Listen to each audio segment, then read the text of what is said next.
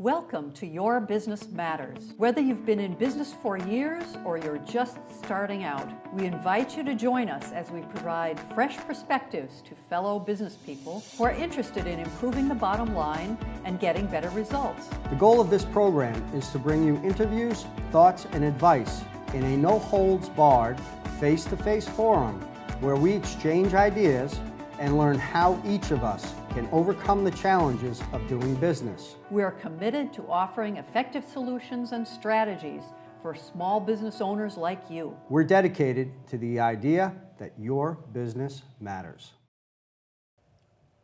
Hello, I'm Bruce Hassan, and welcome to Your Business Matters, where we continue our series of introducing new businesses to the community, as well as sharing some business information that we hope is going to be useful for folks that are already in business or some people that may be thinking about starting their own business in the future.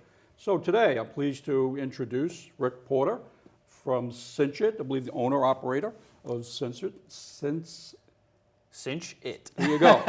There you go. Common problem, don't worry. See, I told you don't be nervous, but I'm stuck. Rick, thanks for joining us. Thank you very much for having me. I appreciate it. So, for our viewers, Rick, tell us about your business, how you get started, maybe your background. Sure. I am the president, owner, and operator of CinchIT, which is commonly said CinchIT. It actually came about as CinchIT, as an information technology. Oh, I get it. So we are a computer and server support company for small to medium-sized businesses. We also do web design and SEO, or internet marketing, search engine optimization. We've been around since 2004, and a little background on me, I actually went to Worcester State College. I studied business administration with a concentration on accounting and finance. Immediately went into the tech sector, and I started with a company that focused on networking and voice over IP phone systems. I was there for about 3 years, and then I decided to venture off onto a boyhood dream, and I actually joined the United States military. Oh boy. Yep, I worked special operations actually. Okay. I was part of the 75th Ranger Regiment, 1st Battalion, and from there came back to Massachusetts and immediately got right back into the tech sector, and decided between my education and my experience, both in the tech sector previously and all of the leadership experience I got with the United States military, opening my own business was a no-brainer for me. I also have family and friends in the business as well, so we were able to team up and start our own company. So we mostly support small businesses for just about any of their technology needs. Wow, good deal. Now, I'm a former U.S. Marine. You're not going to hold that against me. Not at all. All right, thanks for your service, by the way. Thank you. Okay, so that was quite a bit. Tell the audience a little bit about SEO, search engine optimization. Sure. How does that work? So I'll give you I tell people this all the time. So my grandfather he was a roofer, and he used to say, if you're not in the yellow pages, you're not in business. There's no such thing anymore. Now I tell people, if you're not on the first page of Google, you're not in business. Right.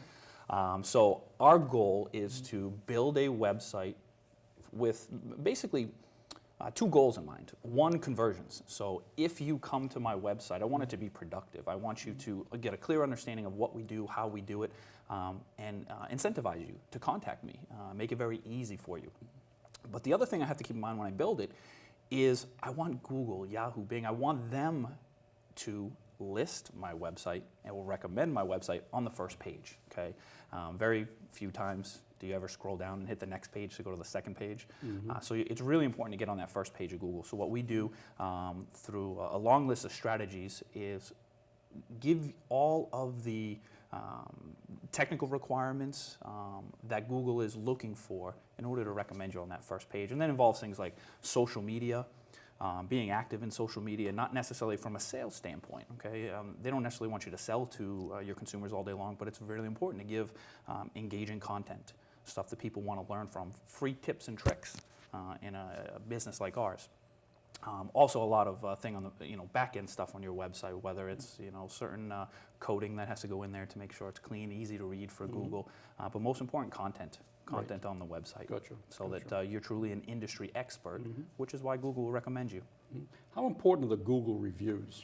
Google reviews are becoming very, very, very important. I sound like I know what I'm talking about, but I really No, you don't. do. It's just something I came across, and I just want to know the importance of it. Well, one of the services that actually we offer with our SEO campaigns is called reputation management.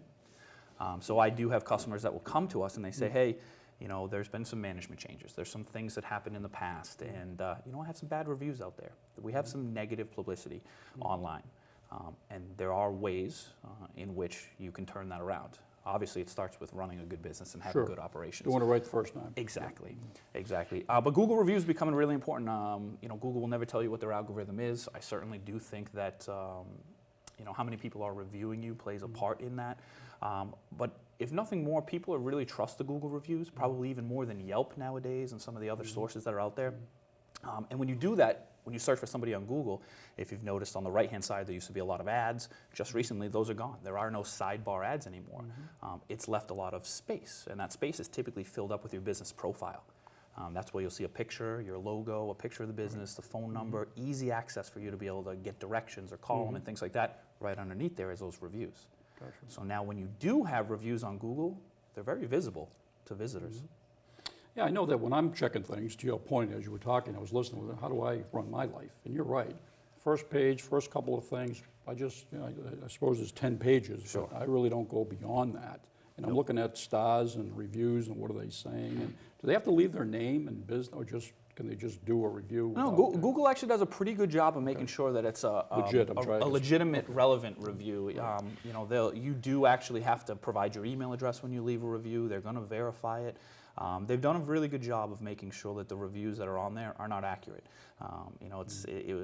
Maybe 5 years ago or even 10 years ago, if you were to leave reviews, chances are those reviews were your wife and your sons and your kids and your family and relatives. Yeah, I got 20 of them. And you have tons of reviews. Reviews right now, it's actually difficult. They really have to be a good review, a legitimate review. And as a mechanism, is it easy to, it's different now doing a review online than, let's say, 5 years ago. Absolutely. Right? So what's the methodology? Is it difficult? It's not difficult. No, it's not difficult at all. So from a business owner standpoint, the challenge that you have is directing people to Google to leave a review, okay, for your business. So you have to make it easy for them. That's one of the challenges. As far as from the individual actual reviewing, it's actually fairly simple. There's lots of review sites that are out there, whether it's the Better Business Bureau or Yelp, and some are more difficult than others. Great. Let me ask you a question. In starting a business, you mentioned, you spoke to some of this, but how does your military background help you in business? How long were you in, by the way? 4 years. Okay, me too, 3.5 years. But so from that discipline and experience, how has that helped you in running your business? Mostly, it helped from a leadership standpoint. Leadership and organization. My guys will probably tell you I'm probably one of the most organized people they ever meet. To a fault, admittedly, sometimes. I'm a very organized person. I'm probably also one of the most driven people that you'll come across. Again, there's some negatives with that, right? Exactly. My wife will be the first one to tell you. What was your rank, by the way? E3, E4 when I got out. So, Enlisted man. Yep, enlisted, yep. The ones that ran it. Yep, exactly. The hard workers. But I also went to Ranger School, which is the United States. Yeah, it was the United States. They call it their premier leadership school. Yep. So I went to Ranger School. I did graduate, so a lot of that discipline and those leadership skills really helped me as a business owner. How to stay organized, how to stay driven and focused, how to lead a team. Sure. And then more importantly, really being decisive too. It really helped me make decisions. I tell people all the time, the only bad decision is no decision. It's true. I really do believe that. You can make bad decisions and recover from them. If you make no decisions, it's one of the fastest ways to fail. Sure. Being in the military helped me be very decisive. So Exactly. I make decisions fairly quickly. There's no such thing as a do-nothing plan. Exactly. You gotta do something. Okay. So speaking of that, it's so the challenges as a business owner over the years since 2004-ish. What have been some of your key challenges in running your business? Time. Definitely and time. So there's never enough of it as a small business owner, especially when you're first starting out. I think they say 90% of all businesses fail within the first year or something like that. Within three, I think it's within 3 years. 3 big years, number. It's a big number. within Small 90%. lot size, right? Exactly, and time was one of my biggest challenges when I first started out. And you take a lot of advice, you do a lot of research, you plan appropriately. One of the things that I read over and over is work on your business, not in your business. Perfect. And that sounds fantastic, but when you're first starting out, in order to curb, tip the scales of that 90% failure rate, you have to take a salaried position. You have to work in your business. You got to put 60 hours in working in your business, but you also have to make the time to work on your business at the same time, to strategize, to budget, to plan, to make sure that everything's being done exactly the way it needs to be done. Exactly.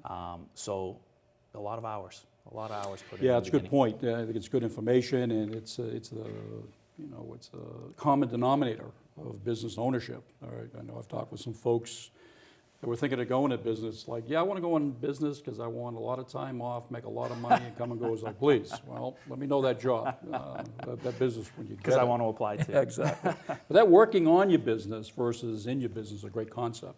I think it's a guy that's invented, his name's Michael Gerber, E-Myth. E-Myth Revisited, or whatever, it's a great book, speaks to that a lot.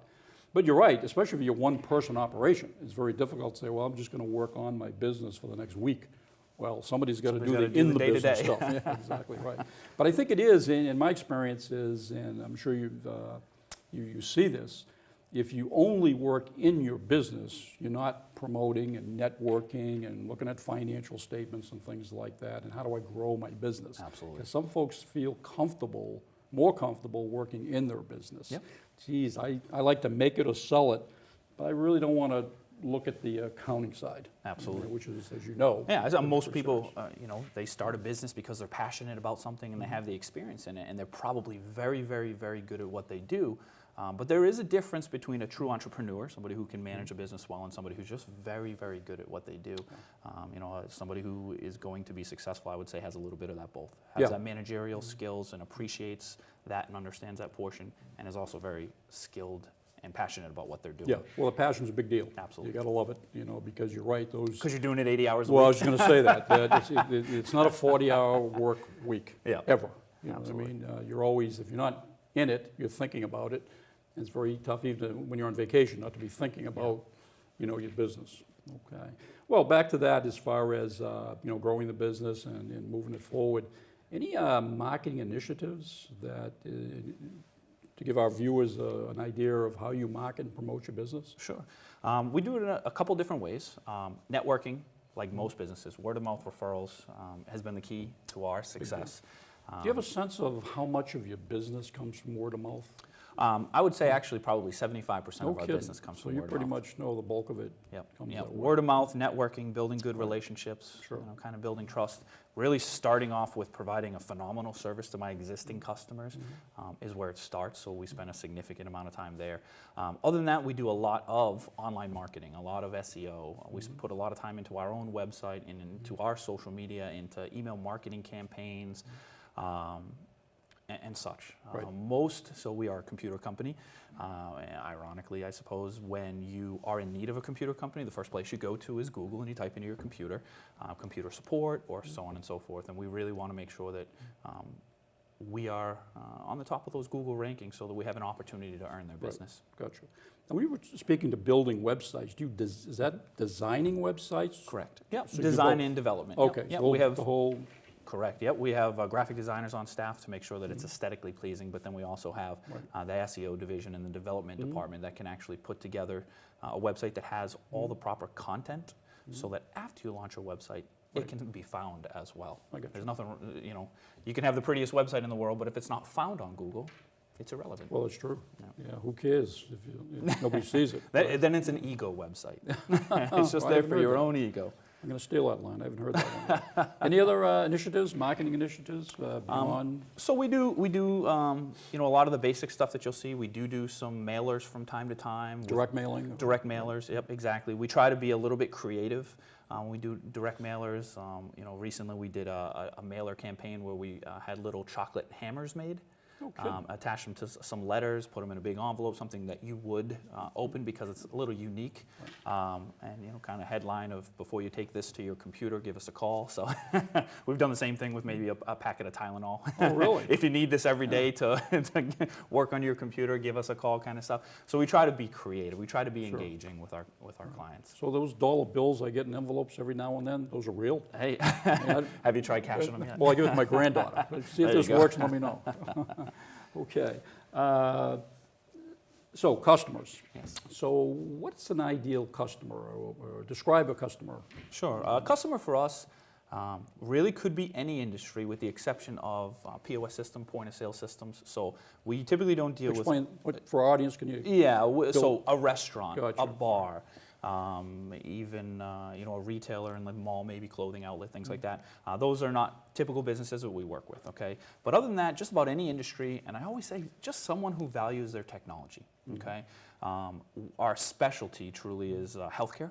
We do a lot of healthcare, home healthcare agencies, nursing homes, rehabilitation centers, that and professional services, CPAs, lawyers. Again, all people who one, are heavily regulated and need to maintain their compliance, but also those who rely on technology every day. They're a great fit for us, and that's our number one client.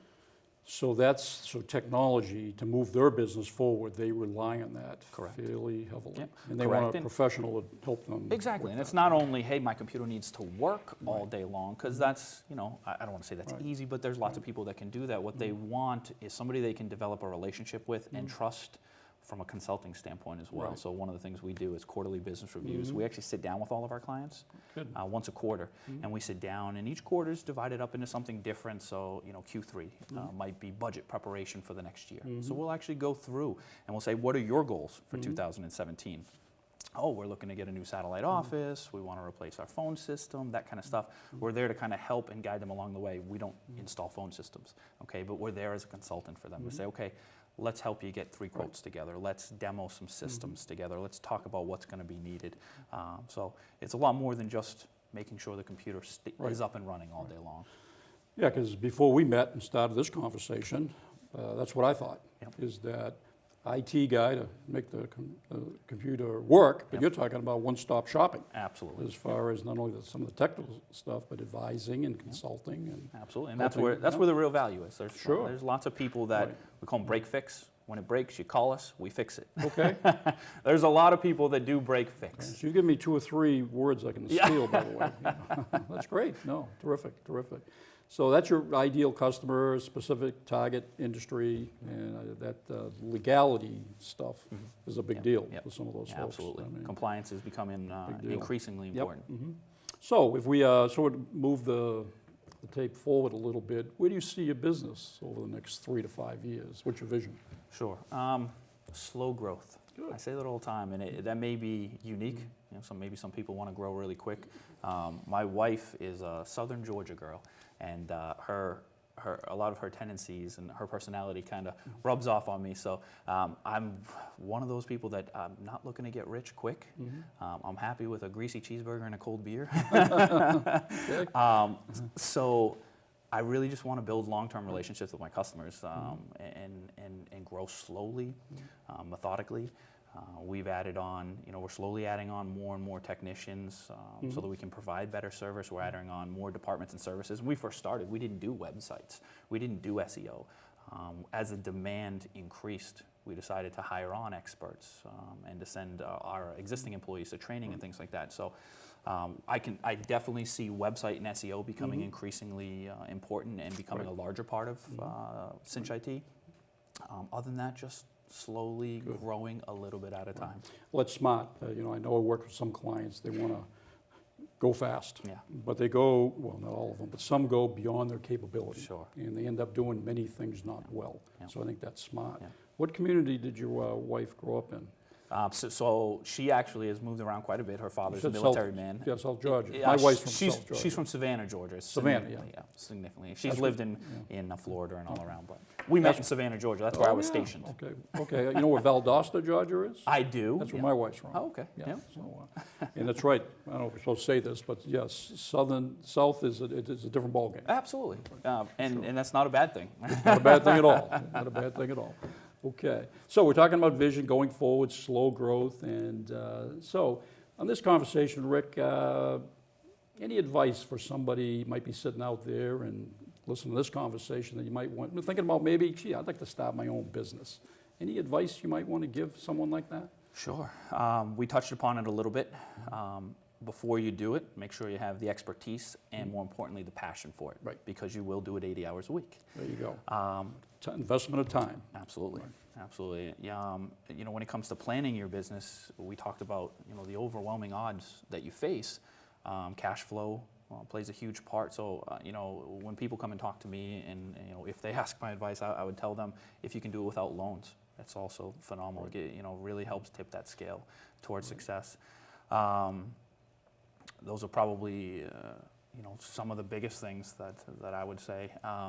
You know, other than the other stuff we talked about. If you're going to make decisions, make them quick, Right. And don't be afraid to fail. We failed at a lot of stuff. When we first started, we were the break-fix guy that we talked about. Right, right. When it breaks, you call us, we fix Sure. it. And we found out, probably in a short period of time, that it actually builds, in our industry, builds bad relationships. So if you think about it, you know, if you only call me when your computer breaks, we're not doing a lot of proactive maintenance, preventative maintenance. So inevitably, you will have issues. And when you have issues, you're going to call me. And when you make that phone call, you're frustrated because you have an issue. You're also frustrated because it costs you money now. And you're paying hourly. So when you pay hourly, we all know you can't fix anything fast enough, right? true. Whether it's a contractor putting a deck on your house or somebody fixing your computer. So we learned that, you know, that business model for us, to an extent, was a failure, and we're just building bad relationships over and over and over. So we revised it. We said, hey, let's start from scratch. Let's rethink this, because if I'm going to do this 80 hours a week, I want to have really good relationships with you. So we built our entire company around relationships. The program that we have now is people pay one monthly fixed rate, and it's unlimited everything. It's unlimited remote support, on-site support, all that good stuff, so that we have the ability to do all the proactive maintenance, to give you all the tools you need, like backup and email encryption and all that kind of stuff. And when you call me, you're not frustrated. You paid your one bill. Right. You knew what it was. You budgeted for it appropriately. You're not upset when you call me. I tell people all the time, one of the funniest stories is I actually have received a phone call where the customer had an issue, and we were going to look into it. And they said, hey, you're going to earn your money today. So instead of rushing me through the process, they're happy. Sure. Okay? And we only learned to revise our business strategy because we failed at the break fix. We just made a quick decision and said, let's learn from it. And now we have really good relationships with our clients. So you get wisdom. Yeah, absolutely. But learn quickly. Exactly. Well, yeah, you don't want to have wisdom if it takes you 2 years Absolutely. to figure it out. What, now, you do contracts or monthly retainers? No, we do month to month. Okay. Actually, I know there's a lot of companies out there that do contracts, you know, for 1 year, 3 years, that kind of stuff. You know, again, I'm not kidding, when we built our company, we built it around relationships, and locking into a 1 year contract just sounds like, you know, we're stepping off on the wrong foot. So if you're unhappy with me, you should be able to leave anytime. That's exactly right. So we're confident in giving those. Guys, I call it the used car salesman approach. That's probably going to get edited. My brother-in-law does that, but it's pre-owned, so Sure. I didn't want to insult them. Certified pre-owned. Yeah, there you go. But you're absolutely right. That's part of the building the relationships. Yeah. You know what I mean? Because you want long-lasting customers, and I think, to your point, I think that's how you get them. Absolutely. What is this guy trying to sell me? So you got to break through that, because we're all sleeping with one eye open when Absolutely. we, you know, start an engagement with somebody. You know, whatever the business is. And building a synergistic relationship. If you can do that in your business, you know, it's phenomenal. So, you know, most of my customers want to pay one bill that they know and they budgeted for, and they want to have no issues, understandably. You know, with the way we operate, I want to send you one bill, and I don't want you to have any issues either. That's exactly right. So it's a win-win for both of us, Sure, and absolutely. it really helps build Right. better relationships. Yeah, and once again, that's how you develop that long-lasting relationship, because it's easier to get more business from existing customers Absolutely. than it is to attract new ones. Absolutely. You still got to attract them, but I do some math with it. If you've got a customer for 40 years and they've given you X, Y, and Z, if you will, and they don't want to go to the yellow pages if they existed anymore. Sure. I like this guy in this business. I don't want to look on Absolutely. Google or whatever. I've got my guy, Yep. that type of thing. So you're right about that. Let's shift gears a little bit. What about somebody that might be struggling in a business? All that is true too. Sure. But say somebody's been in business 5 or 10 years and things aren't working. Cash flow is bad, not getting sales, issues with employees. Any advice to give somebody that might be struggling, hanging on? Sure. Kind of take a step back. We talked about working on your business and not in your business. I think that when people work in their business all day, every day, they put those blinders on. You know, they get that tunnel vision, and they're focused on doing their job, and maybe they're missing out on, you know, even basics like the customer service that the rest of your company is providing and things like that. So making sure you find the time to work on your business and to strategize about it. But keep an open mind with it. Like I talked about, we started as break fix. It was flawed. Our business plan from day one was flawed, but we monitored enough, we watched enough. We actually do report cards with our customers, where they'll actually give us a report card on our performance. And we honestly use that feedback to improve. Is it a written document? It is, actually. We actually sit down with them, and we send off surveys as well, so they can do something anonymously if they like as well. But we sit down with them and just learn from that feedback. But the only way you're going to be able to do that is if you take a step back. If you're a struggling business, take a step back and look at what am I doing well, and be honest with yourself and say, what am I not doing well? Right. We mentioned the an ego website, but in business, you really got to take the ego part out of it and be honest with yourself and improve. That's right. Yeah, it's a good recipe to follow. Absolutely right. So, Rick, our giant audience out there, if they happen to see this, how do they get a hold of you if they want to get some more information from you? Easiest way is our website, Okay. CinchIT.com, C-I-N-C-H, like make it a cinch, CinchIT.com. Our phone numbers, email addresses, everything is on there. That's the best way to get a hold of us. Okay, great. We're also going to have some, on the last page of the show, we'll see that information too. Perfect. Okay, so let's see. Any final thoughts, this conversation, Rick, as far as for our viewers? Honestly, just thank you for giving me the opportunity to come on, talk to the viewers. Pleasure. Hopefully some of it was valuable, and I appreciate it. Thank you. Okay, great. Rick, thanks again for joining us, and it's about all the time we have. I'd like to thank you once again for your insight. Best of luck in the business. Certainly, thank you for your service. Thank you. Not a lot of veterans come on the show. But anyway, once again, I'm Bruce Hassan, and thank you for joining us today on Your Business Matters. If you'd like to get some more information about Rick and his business, as he said, his contact information, you'll see it on the screen at the end. Or you can contact the Benchmark Advisory Group at 508-733-0310. Thanks for tuning in, and we'll see you next time. Thank you very much. Rick, that was great.